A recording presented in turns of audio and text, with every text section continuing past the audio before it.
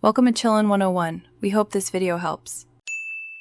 You begin by verifying prerequisites.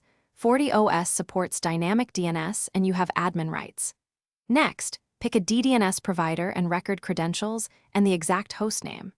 Once done, confirm the Fortigate interface that will update the DDNS has a reachable public IP or proper NAT rules. Now open the GUI or SSH. We'll start by creating a new DDNS entry so the firewall can announce its IP automatically. This sets the foundation for all subsequent configuration steps. You now create the DDNS object in the firewall.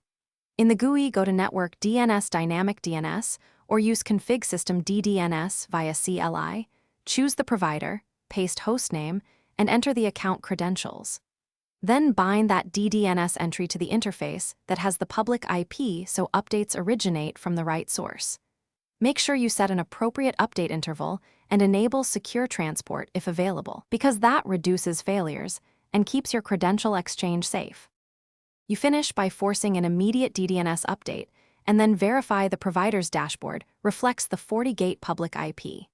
If it didn't, inspect system event logs and run DDNS debug commands in the CLI to reveal authentication or network issues.